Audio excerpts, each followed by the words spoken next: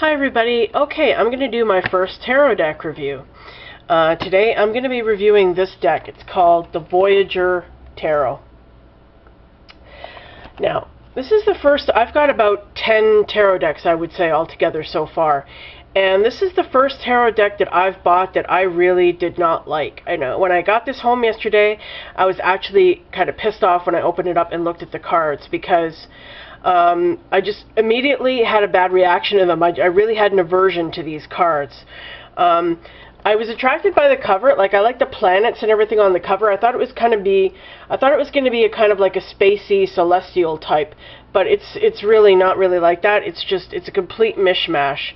So I'll show you some of the cards. The creator of these cards is a guy named James Wanless Ph.D. and the artist is a guy named Ken Knutson or Knutson. So anyway, let me get started. Yeah, see, because on the back of the box, there's only like really small pictures of the cards. So there's no way I could really kind of see what they look like. So I only saw what they really look like when I got them home, and I was like, immediately disappointed. So it does come with this little guidebook, the Voyager Tarot, and the one good thing about this deck that I can say actually is that it has a lot of really cool readings. There's some really great readings in here. There's let me see, question and answer reading, a life card reading. Wait, sorry, no, those are just single cards. The whole self mandala, that's a reading. That looks kind of cool. I gotta try that. And let me just do a decision-making reading. Sorry, I'm just trying to... Storytelling reading. Yeah, there's a lot of really imaginative, creative readings in here. So I will say that for this deck. And another thing I will say, to be fair, I have not used this deck yet, not even for a daily draw. So, you know, who knows? Maybe this deck will grow on me with time. This is more like a first impression video, actually, rather than a review, to be fair, because I haven't used it yet. So I'm just going to give you my first thoughts. Okay, so here, I'll start showing you some of the cards. This one is the Three of Wands, and I don't know if you can see because it's written in white. But he's kind of got like a keyword at the top of each card. And for this one, the word is compassion. And Three of Wands, I mean, thinking back to the Rider-Waite deck, compassion, is that the keyword that comes to mind when you look at that card? Not me. To me, the Three of Wands is about you've started something, you've started a process, you've started a project, you're working towards a goal, and you took those first steps. So I looked at this and I was like, huh? Compassion? Where does that come from? Actually, the back of these cards is really beautiful. I will say that. This is actually a photo of a DNA molecule, according to the book. So, yeah, I thought that was really pretty. They're gorgeous on the back. But you see what I mean? Like, these cards, they're just kind of... I don't know, they're weird looking, they're kind of bizarre. And a lot of them are like collages, which you can barely, like, there's so much going. Here's a good example for you. Child of Worlds, that's another thing. There's no page, knight, queen, king in this deck. Instead, there's sage, child, man, and woman. Woman and man, which would be queen, king. So he's renamed them, which is no big deal, I guess. But, I mean, just look at the card. Like, look how much is going on in there. Can you see all this stuff? I mean, there's no way. And he's got the word player to sum up the Child of Worlds. And Worlds also, again, I believe that is Pentacles. That is the suit of Pentacles. He's changed. Wands is the same, and Cups is the same. Worlds is Pentacles, and... oh my goodness, we'll get to it, sorry. But there's another one for Swords. He's renamed the Sword suit. So anyway, yeah, I mean, it's ugly. To me, this card is ugly. I'm sorry. Maybe it's just a matter of personal taste, but I really just do not like the artwork in this deck at all. Here is Six of Cups, and he's got the word sorrow for Six of Cups. Now, again, sorrow, Six of Cups. In the Rider-Waite version, the Six of Cups are two people coming together in a marketplace, and the lady is handing what looks like a child a vase of flowers. Sorrow? I don't know. I mean, I just don't. I'm sorry. I do not agree with his summation of these cards. And he said that he wanted to make like he really stresses that he designed this deck to be different. He wanted to make tarot modern. He wanted to take it out of that kind of medieval look patriarchal, you know, kind of images and make it modern. Well, that's all fine, but I think he took it one step further and just made it kind of incomprehensible, only to himself. I don't know, but I just Six of Cups. I don't know. Like I said, maybe these cards will grow on me. I don't know. Here is the Four of Cups, anger. Four of Cups, anger. Do you guys agree with that? Is that what the Four of Cups is about? And I don't really see how the image on this card, you know, corresponds or coincides with the Rider-Waite. I mean, I don't know. I mean, I'm all for creativity, but I don't know. Maybe it's just this deck. Crystals. That's what he's renamed swords. They're called crystals in this deck. This is the Seven of Crystals, and he's called it dullness. Seven of Swords, dullness. No, I'm sorry. I do not agree.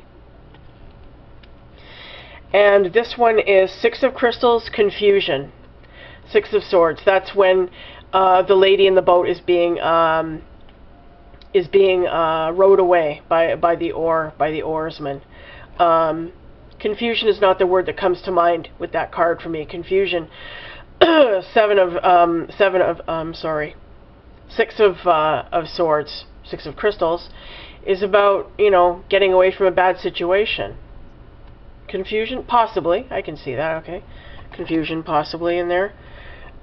Three of Crystals, creativity. Three of Swords, creativity. The heartbreak card, the pain card. I know that there is no one fixed meaning for any tarot card, by the way. I know that there are many, many possible interpretations of tarot cards, but you know, there are kind of basic associations with each card, and creativity does not come to mind when I think of the Three of Swords, or in this case, Three of Crystals. I hope you guys can see these cards all right, by the way. I hope the camera is focusing. I hope it's not all blurry. Devil's Play. This is a major arcana. He's renamed some major arcana cards as well. He's called this Devil's Play rather than the Devil. And as you can see, it's another collage type card. There are many, many things going on in this card. And a lot of them are so small, like they're very hard to see. You have to really squint and labor to kind of see what's going on. There's just so much to look at. And that's what I really don't like about these cards, you know, at first glance. This one is art. I believe this is Temperance. This is supposed to be Temperance. Don't like it. This one is the Hanged Man. Hope you guys can see the Hanged Man. I had to really labor to kind of see where is this. There he is, right there. But I had to really look at this card for quite a while to spot him. And I mean, he's very shadowy. He's dark. You know, maybe I'm just more of a traditional girl. I don't know. Fortune. I'm actually not quite sure which card this is replacing. Oh, Wheel of Fortune. Pardon me. This is card 10. Wheel of Fortune. And it's simply called Fortune here. This one is the Hermit. I don't like it. I don't like this depiction of the Hermit. You know, this has a very, I don't know, it's kind of a Hawaiian Polynesian feel to me or something, you know, which is fine, but I just don't, I don't know. Don't like this, the images, really. Balance. This is card 8. I believe this is Strength. It's called Balance in this one. Or actually, I think he might have switched, this might be Justice, because I think it might be switched in this one. The Strength and Justice sometimes get switched in decks with 8 and 11. So I think this might be actually the Justice card. And this last one here, oh, this one, the High Priestess, just called Priestess here. I really don't think it captures the feminine sort of vibe in the Rider-Waite, you know? I just really don't. No, doesn't work for me. And these are a few of the cards I took out that I did kind of like. I kind of like the artwork on. This is Ace of Crystals or Ace of Swords, and he's called it Brilliance. This is a pretty card, I think. That's a nice image. I like the crystal on here. The Sun. I love this. This is actually very, very nice. I like the image of the Egyptian god there, the golden, you know, shiny god there in the sun. I do like that. This is the moon. I also like this one. I like the sort of Grecian statue and the bird wings. Thought that was pretty nice. See, it's not all negative. The tower. I like this. Actually, when I saw this, it reminded me of the movie The Towering Inferno. It looks just like that, you know, in the from the movie. I kind of like the tower in this. And this guy here is kind of cool. I don't know, it looks like some kind of robotic thing rampaging. This is the Ace of Wands, which is okay. And it's called Illumination, which I thought was kind of, that kind of fits. Ace of Wands. And this is one of the few of these cards with planets on it, Ace of Worlds. So this is Ace of Pentacles, and he's got success, the keyword success for this. And last one here is Sage of Crystals, which would be, I guess Sage of, I think that stands for a grandparent, because he's got Sage, child, woman, man, and he's got them as a family. So the sage is like the grandparent in the family, the elder, right? And he's got the keyword knower on here, and there's Albert Einstein there, which I thought was kind of cool. So these are the ones that I did kind of like, that caught my eye. But by far, the images in this deck really just did not do anything for me. And I've heard other people on here say that sometimes when you get a deck that just really, like, the art just kind of throws you off, or just you have an aversion to it right away, sometimes those are the cards that you end up doing your best readings with. So who knows, maybe I'll end up getting some good readings out of this deck, and maybe it will grow on me. But for now, this is the first deck that I have bought that I regretted buying.